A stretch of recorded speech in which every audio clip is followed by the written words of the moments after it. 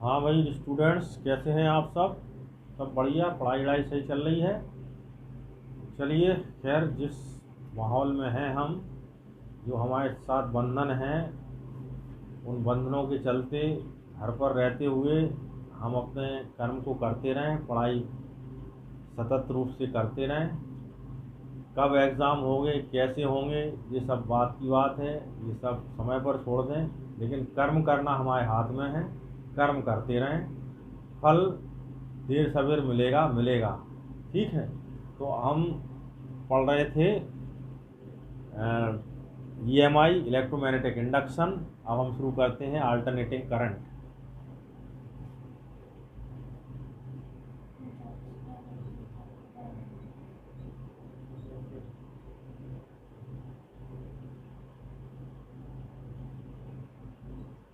इसको AC current भी कहते हैं। तो AC करंट बनती कैसे है? AC करंट के बारे में हम AC डायनेमो पढ़ा चुके हैं। थोड़ा सा AC डायनेमो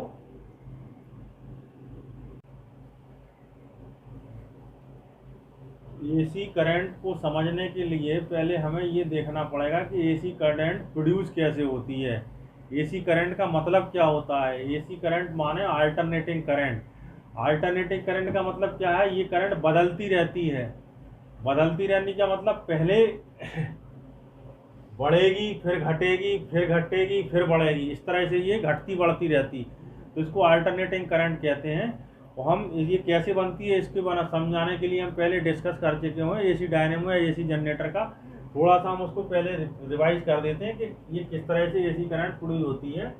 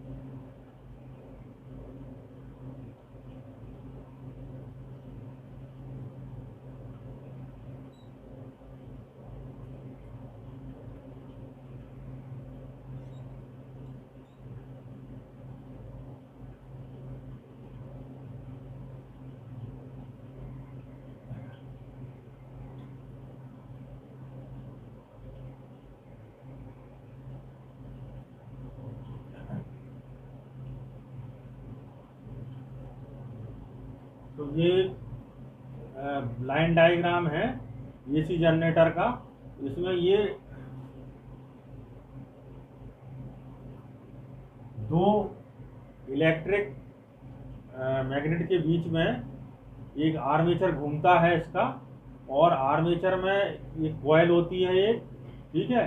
तो इस कॉइल में क्या होता है, जब ये इस तरह से रहती है तो इसमें पूरा फ्लक्स पास करता है इससे, इस तरह से हो गई तो नॉर्थ से साउथ मैग्नेटिक फील्ड लाइन जाती हैं तो पूरी पूरी पास करेंगी, ठीक। और फिर जैसे जैसे जैसे जैसे जैसे ये इस तरह से घूमती जाएगी तो इसमें से ये पास होने वाला फ्लक्स घटता जाएगा, और फिर जब ये इस तरह से घूमेगी तो इसमें इससे बढ़ता हुआ, इससे गुजरता हुआ फ्लक्स बढ़ता जाएगा। तो माने इससे गुजरने वाले फ्लक्स में इधर इसे हम किसी तरह से घुमाते हैं, सपोज करो यहाँ कोई मोटर लगी रहती है कुछ, तो इसको रोटेट कराते हैं इस तरह से, तो ये इस तरह से रोटेट करता है ये। और रोटेट कराने का तरीका अलग अलग हो सकता है, जैसे हाइड्रो इलेक्ट्रिक पावर में इसके ऊपर टरबाइन के ऊपर पानी गिराते हैं तो पानी से वो टरबाइन घूमता है।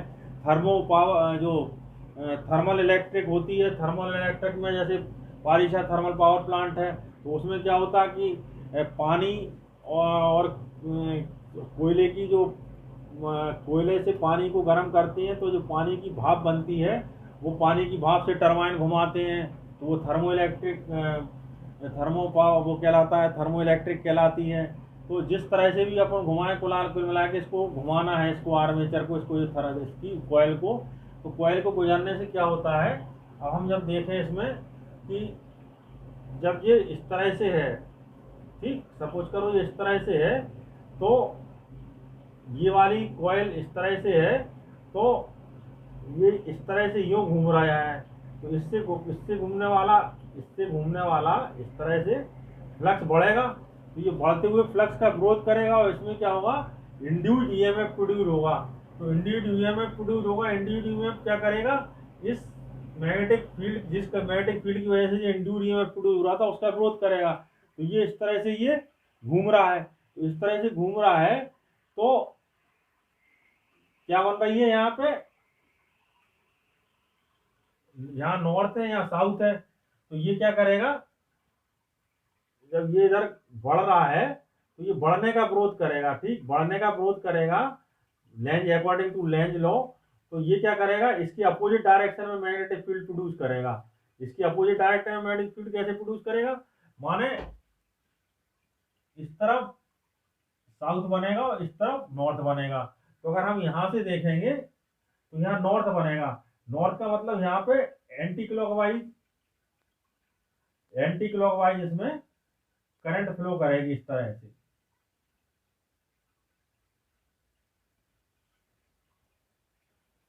ठीक, क्योंकि ये बढ़ रहा है और बढ़ रहा तो इसका जो मैग्नेटिक फील्ड का, इसका जो बढ़ते हुए फ्लक्स का ग्रोथ करना है इसको, तो इसके अपोजिट डायरेक्शन में मैग्नेटिक फील्ड प्रोड्यूस करना। तो अगर हम इधर से देखें तो इसमें कैसी प्रोड्यूस होना चाहिए, इस समय इधर इस समय इधर नॉर्थ बन रहा है तो इसके अपोजिट बनना चाहिए इसके, यानी इस साइड में इधर साउथ बनना चाहिए, ठीक। अगर इस तरह से अगर कंफ्यूज होता तो हम फ्लेमिंग का राइट हैंड रूल भी इसमें फॉलो कर सकते हैं। तो राइट हैंड रूल क्या बताता है, इंड्यूस्ड करंट की डायरेक्शन बताता है। तो फ्लेमिंग राइट हैंड रूल से भी हम देख सकते हैं कि ये देखिए ये मैग्नेटिक फील्ड की डायरेक्शन है, मैग्नेटिक फील्ड की डायरेक्शन अपनी ये वाली उंगली दिखाती है, कौन सी वाली उंगली दिखाती, मैग्नेटिक फील्ड की डायरेक्शन कौन सी वाली उंगली दिखाती है, ये वाली उंगली, फोर फिंगर। तो ये फोर फिंगर मैग्नेटिक फील्ड की डायरेक्शन दिखाती है, ये क्या शो करती है, ये वाली इंड्यूस्ड करंट की डायरेक्शन शो करती, ठीक। तो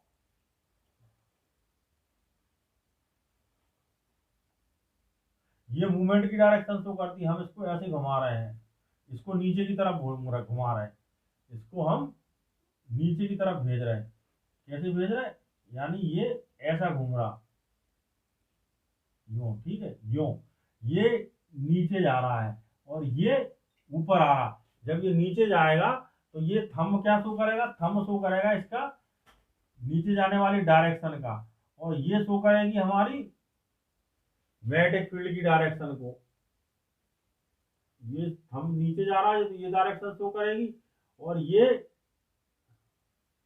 डायरेक्शन शो करेगी north to south, magnetic field की डायरेक्शन को, नॉर्थ टू साउथ। तो करंट किस डायरेक्शन में प्रोड्यूस होगी, इसमें करंट ऊपर की डायरेक्शन में प्रोड्यूस होगी, ये इस तरह से करंट प्रोड्यूस होगी इसमें ऊपर की डायरेक्शन में। और अगर यहाँ पे हम देखें, इस वाली कॉइल में देखें, तो ये वाली कॉइल क्या जा रही है, अपनी नीचे जा रही है, और ये वाली कॉइल अपनी ऊपर आ रही है, ये वाला कॉइल का आर्म जो है कहाँ आ रहा, ऊपर आ रहा। तो इसमें डायरेक्शन किधर को हो जाएगा, इसमें डायरेक्शन हो जाएगा, ये अपन ने नीचे शो करा था, ये अपन ने इसका मूवमेंट कहाँ शो करा था, नीचे शो करा था। और ये मूवमेंट अपन ने इसको नीचे शो करा था। और मैग्नेटिक फील्ड की डायरेक्शन ये थी नॉर्थ टू साउथ, तो करंट इधर को जा रही थी। अब इसको अपन क्या कर रहे हैं, इसको ऊपर शो कर रहे हैं इस तरह से, और मूवमेंट इसको इस तरह से शो कर रहे हैं। और मैग्नेटिक फील्ड की डायरेक्शन नॉर्थ टू साउथ है। ये देखो फ्लेमिंग का राइट हैंड रूल, ये ऊपर को आ रहा है, ये वाला आर्म इधर को बॉल की बाहर की तरफ, तो ये ऊपर है। ये जो है नॉर्थ टू साउथ ये शो कर रही है, ये वाली फोर फिंगर मैग्नेटिक फील्ड की डायरेक्शन। तो इसमें करंट कैसी फ्लो करेगी, इस डायरेक्शन में फ्लो करेगी। यानी जब कॉइल इस तरह से घूमती है तो करंट इसमें इस तरह से फ्लो करेगी।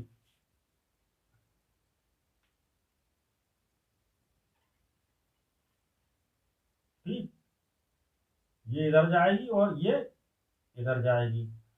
ठीक है, अब ये वाला इसके टच में है तो ये करंट किधर जाएगी, इधर जाएगी। और ये वाली करंट यहाँ से, ये वाली करंट यहाँ से, ये ब्रश लगे हुए हैं, ये स्लिप रिंग से, ये वाली करंट यहाँ से लौट के वापस जाएगी। ठीक, अब क्या होगा, ये कुंडली मान लो पूरी घूम गई, पूरी घूम गई, तो कंडीशन तो वही रहेगी, ये वाली यहाँ आ गई और ये वाली वहां आ गई। तो अब इस वाली में करंट जो इधर फ्लो कर रही थी, वो जब इधर आई तो इस वाली में, उस वाली में करंट कहाँ फ्लो करने लगी, जब ये वाला आर्म, सपोज करो ये हम कंफ्यूजन के लिए दूर कर दे, P Q R S arm है, तो अभी क्या है, पी क्यू इस साइड में है, आर एस इस साइड में है।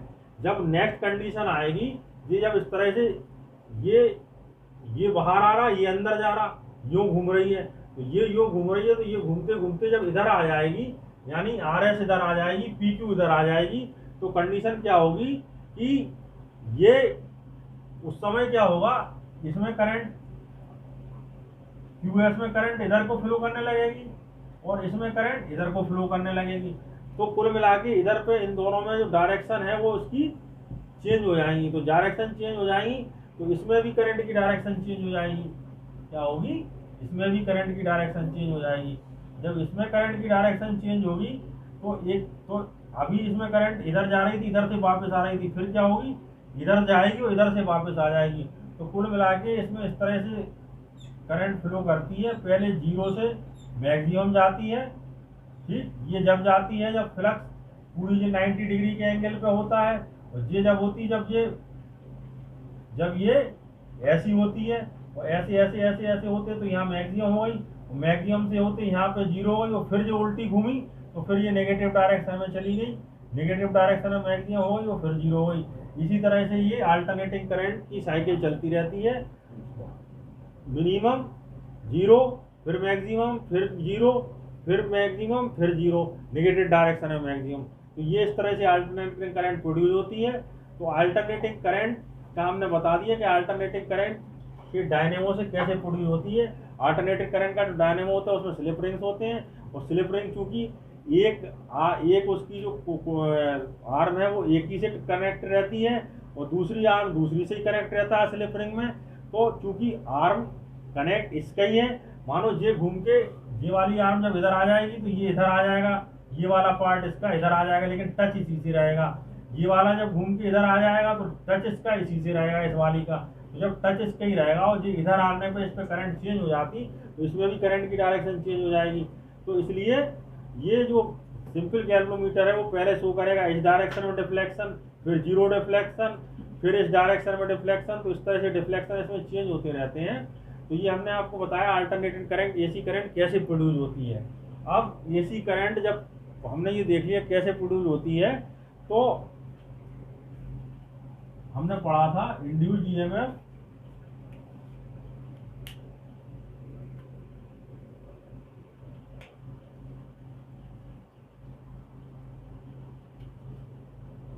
Induced EMF is equal to minus d∅/dt, माने जितना फ्लक्स में चेंज होता है उससे इंड्यूस्ड ईएमएफ प्रोड्यूस होता है। ठीक, तो अगर हम इसको इंड्यूस्ड ईएमएफ को यहाँ पे V मान लें, v जो है पोटेंशियल डिफरेंस मान लें तो या v इक्वल टू हो जाएगा d phi upon d T.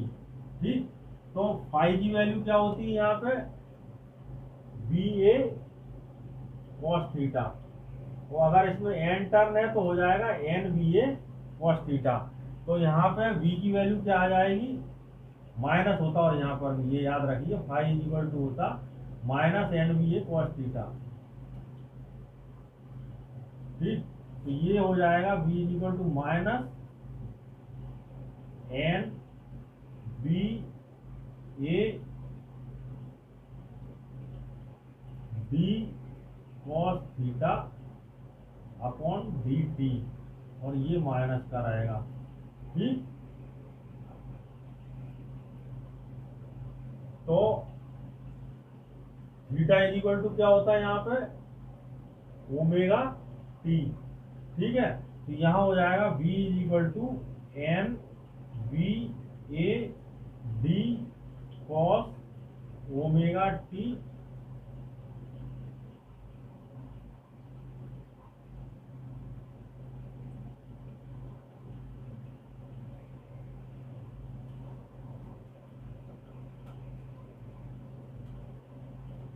Upon d T.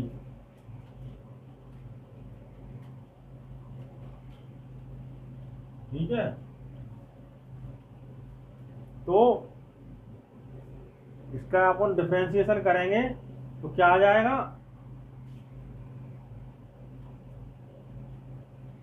N B A sine omega T upon, sorry sine omega T into इधर ओमेगा आ जाएगा। ठीक, ये इसका डिफरेंशिएशन हो जाएगा। ठीक, तो v इज इक्वल टू होगा N B A omega sine omega T.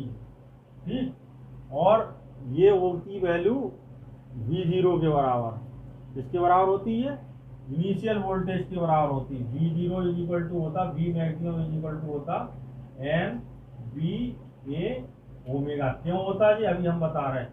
यहाँ मैक्सिमम वैल्यू अगर साइन ओमेगा टी या sine theta is equal to हम मान लें 1। ठीक, तो v इज इक्वल टू क्या हो जाएगा, v0। तो v0 की वैल्यू कितनी आएगी यहाँ से, एन बी ए ओमेगा आएगी। ठीक है, v0 की वैल्यू क्या आएगी, एन बी ओमेगा। अगर साइन ओमेगा टी 1 मान लें मैक्सिमम के लिए, तो v is equal to v0 यानी एन बी ओमेगा आएगी। तो इसकी जगह हम क्या रख सकते हैं, v maximum v is equal to v0 sine omega t. इस तरह से ये जो वो होता है अल्टरनेटिंग करंट, उसका इस तरह से इसकी जो फेज में चेंज होता है वो इस तरह से चेंज होता है। उसका क्या, इस तरह से उसके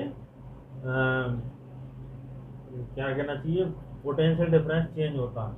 ठीक, ये साइन वेव की तरह चेंज होता है इस तरह से। ठीक, और अगर हम इसकी आई निकालें तो आई कैसे निकलेगी, ठीक, आई जो होती है, आई इज इक्वल टू क्या होता, v अपॉन आर होता। तो आई क्या होगा, लेस बी से लेस होगा। आई की वैल्यू क्या होगी, बी से कम होगी। तो हमेशा आई की वैल्यू इधर अगर रखेंगे अपन, तो आई की वैल्यू बी से हमेशा कम आएगी। अगर ये वाला ग्राफ बी का है तो ये वाला ग्राफ आई का आएगा। ठीक, आई का ग्राफ हमेशा बी से कम आएगा। ठीक, ये हो गया, ये कंप्लीट हो गया। तो जिस तरह से v की फिर आगे आप इक्वेशन इसी तरह से e का भी आ जाएगा, i is equal to I0 sine omega t। ठीक है, अब हम इसकी आई एवरेज फाइंड करेंगे। ठीक है, कि पूरी साइकिल में आई की वैल्यू कितनी होती है, वो हम फाइंड करेंगे। ठीक, अल्टरनेटिंग करंट की एक पूरी साइकिल ये होती है। ठीक है, तो इसमें हमें आई एवरेज निकालना है। ठीक, तो आई एवरेज निकालने के लिए क्या होगा, I average is equal to I का इंटीग्रेशन करेंगे 0 से t टाइम तक, ये t पूरा इधर है। ठीक है, I D I upon T. ठीक है, sorry I D T into T.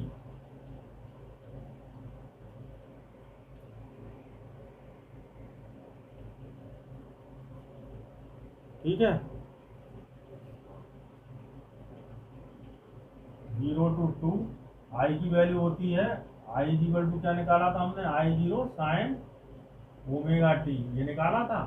यहाँ से रखेंगे इसकी value I 0 sign omega T into D T upon T.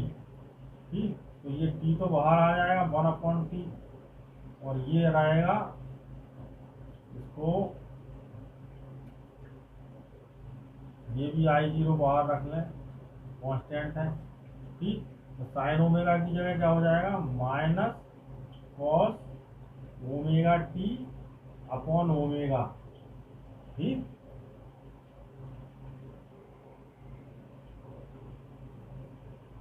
Zero to T, ये हो जाएगा आई 0 ओमेगा टी माइनस टी। ठीक, तो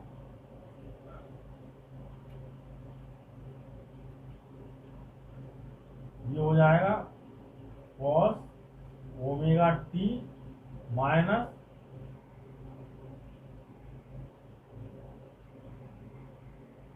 कॉस 0। ठीक, क्योंकि इसकी वैल्यू लोअर लिमिट की दे रही है। ठीक है, तो ओमेगा टी की जगह क्या रखेंगे, ओमेगा की वैल्यू क्या होती, 2 पाई अपॉन टी, तो 2 पाई अपॉन टी, और नीचे क्या है टी, टी से टी कट जाएगा, इसमें ओमेगा टी की वैल्यू क्या आ जाएगी, आई 0 2 पाई। ठीक है, तो ये हो जाएगी कॉस 2 पाई माइनस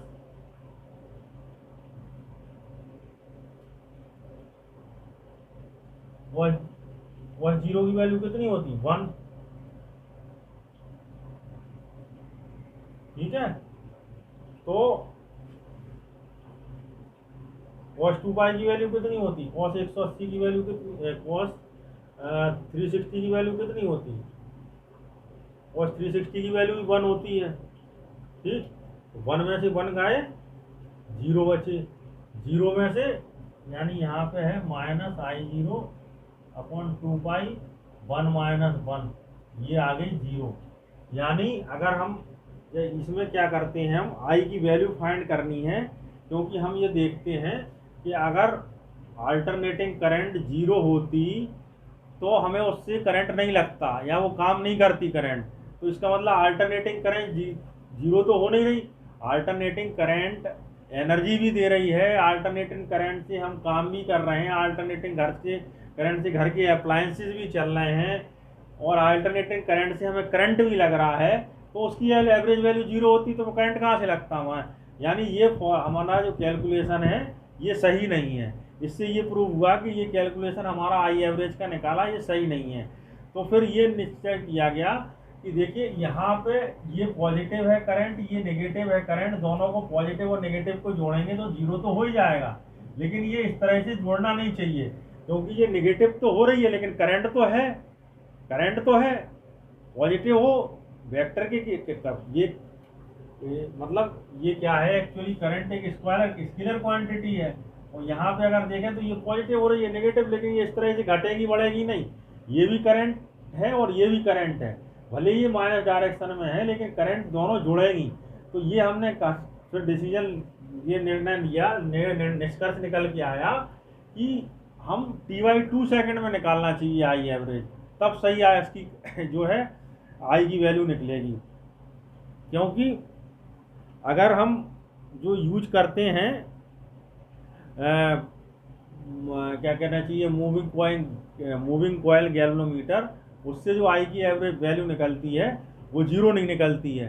वो अगर हम मूविंग कॉइल गैल्वेनोमीटर से करंट निकालें किसी भी उसमें कनेक्ट करके उसको सर्किट में कनेक्ट करके, तो उसकी वैल्यू जीरो नहीं आती। लेकिन यहाँ आई की वैल्यू जीरो आ रही, तो हम हाफ में निकाल के देखते कि हाफ की जीरो आती क्या, या हाफ की कितनी आती।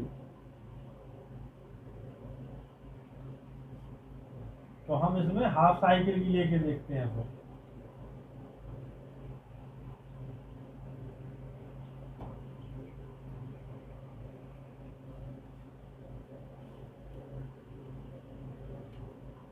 आई एवरेज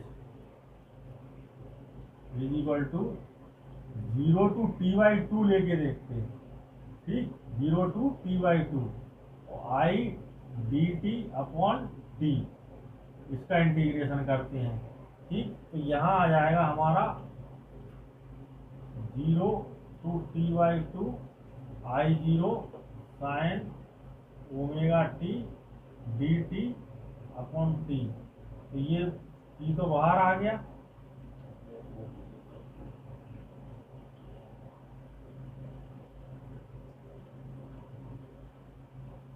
ठीक, और ये आई जीरो भी बाहर आ गया।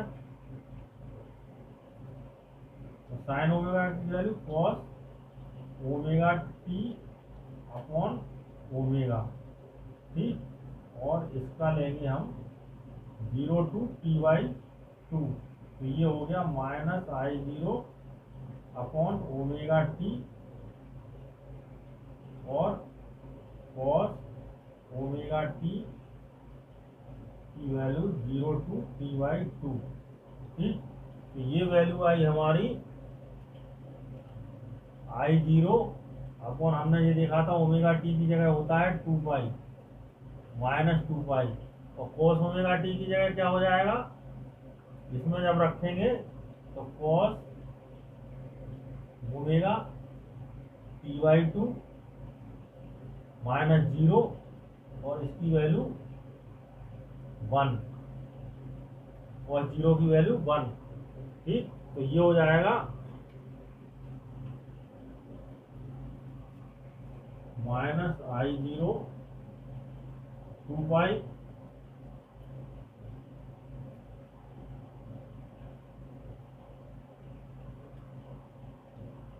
Cos omega 2 pi upon T, omega की जगह इंटू t/2। ठीक, तो ये टी से टी कैंसिल, 2 से 2 कैंसिल, पाई से पाई कैंसिल, -1। ठीक, तो इसकी value I minus I zero upon 2 पाई -1।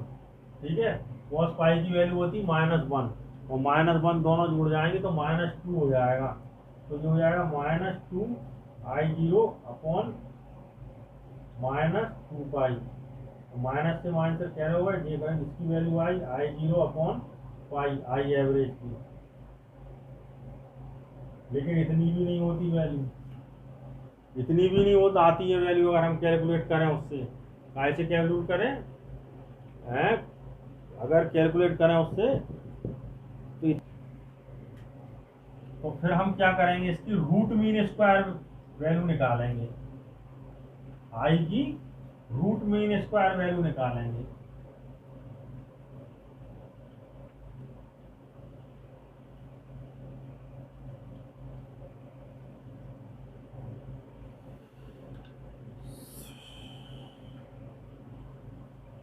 आई की रूट मीन स्क्वायर वैल्यू निकालेंगे, जो कि आई बार स्क्वायर की अंडर रूट होगी। ठीक, तो सबसे पहले हम आई बार स्क्वायर निकाल लेंगे। ठीक, तो आई बार स्क्वायर निकलेगी हमारी 0 to t I bar square D T upon T.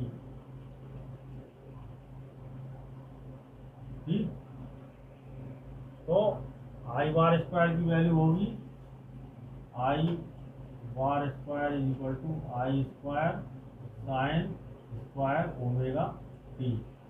ठीक, तो ये हो जाएगा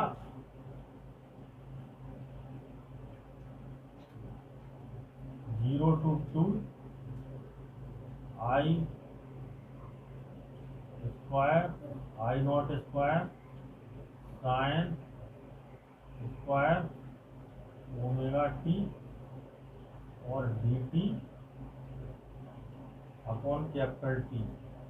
ठीक है, तो यहाँ से cos 2 theta is equal to होता है 1 माइनस 2 साइन स्क्वायर थीटा। ठीक, तो यहाँ से आएगा 2 sine square theta is equal to 1 minus 2 cos 2 theta, और इधर अगर 2 हटाएंगे तो ये अपॉन में 2 आ जाएगा। ठीक, तो यहाँ हमें ये हटाना है, स्क्वायर हटाना है इसका, तो ये हो जाएगा 0 to t आई स्क्वायर, ये हो जाएगा आपका 1 माइनस 2 cos 2 थीटा यानी 2 omega T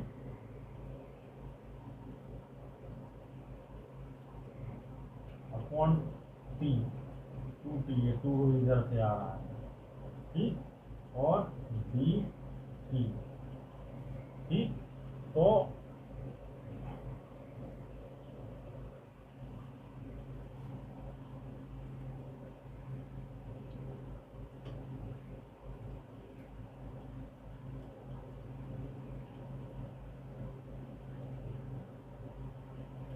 I square 2t, ठीक, ये कांस्टेंट है, और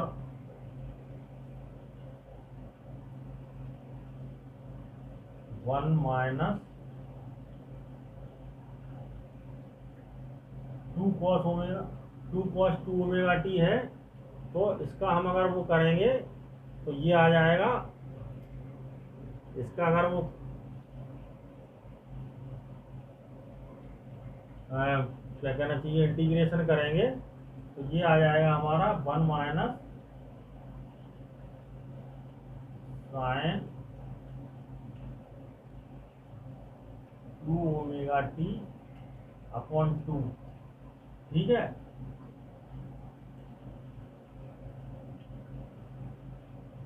zero to three.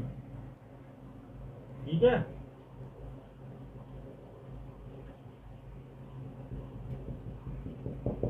Zero to, ये हम इसका इंटीग्रेशन कर रहे थे, तो जब यहाँ 1 है तो 1 की जगह टी के रिस्पेक्ट में इंटीग्रेशन कर देंगे तो यहाँ पर टी आ जाएगा, स्मॉल टी।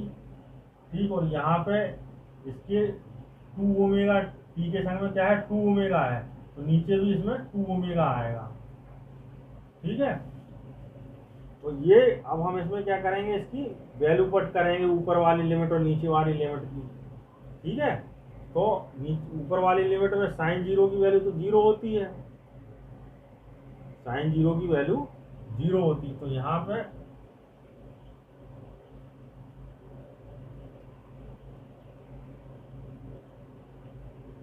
आई स्क्वायर अपॉन 2t, और t की वैल्यू आएगी, t की जगह आएगा t, और इसकी जगह 2 साइन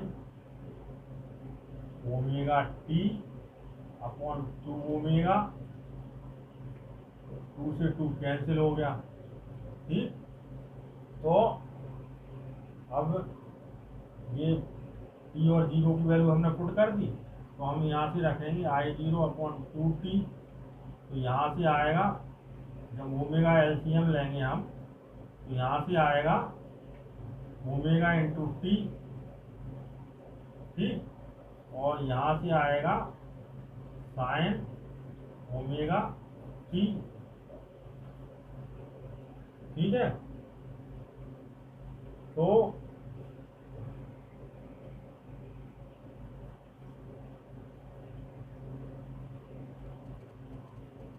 यहाँ हम I0 square 2t into omega, ठीक, और यहाँ पे ओमेगा की जगह होता 2 pi upon T into T, तो टी से टी कैंसिल हो गया, minus sign omega T, omega T की जगह 2 pi upon T into T, ठीक। तो यहाँ से भी ये टी से टी कैंसिल, तो साइन 2 पाई की वैल्यू कितनी होती है,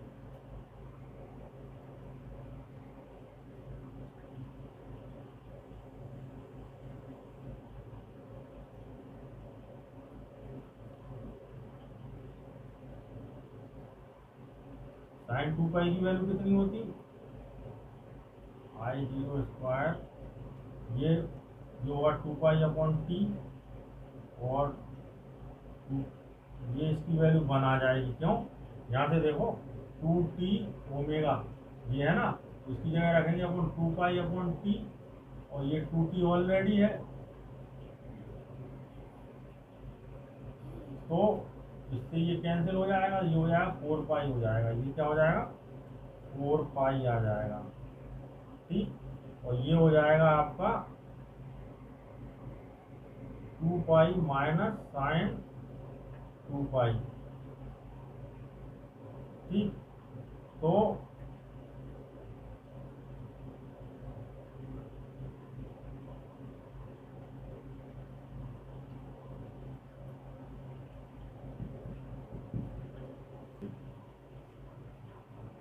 ये तो 0 हो गया साइन 2 पाई, अब बचा I0 square upon 4 pi into 2 पाई, ठीक। तो 2 पाई से 2 कट गया 2r, और पाई से पाई कट गया, यानी इसकी वैल्यू आ रही I0 स्क्वायर अपॉन 2, ये आई वैल्यू किसकी आई, आई एवरेज की स्क्वायर की वैल्यू आई, किसकी आई, आई एवरेज के स्क्वायर की वैल्यू आई, और तो आई स्क्वायर एवरेज की वैल्यू आई है I0 स्क्वायर अपॉन 2, ठीक। तो अब हमें निकालना IRMS की वैल्यू, तो IRMS की वैल्यू होगी आई एवरेज की रूट, तो इसका रूट करेंगे हम I0 स्क्वायर अपॉन 2, तो इसकी वैल्यू आएगी I0 अपॉन रूट 2 IRMS, तो यही वैल्यू होती है जो कि वो रीड करता है ऑन मूविंग कॉइल कैलोमीटर। तो ये हमारी सही रीडिंग आई है, तो यानी IRMS ही हमें फाइंड करना पड़ेगी, ठीक है। यानी जो इसका square root mean square value निकालना पड़ेगी इसकी, ठीक।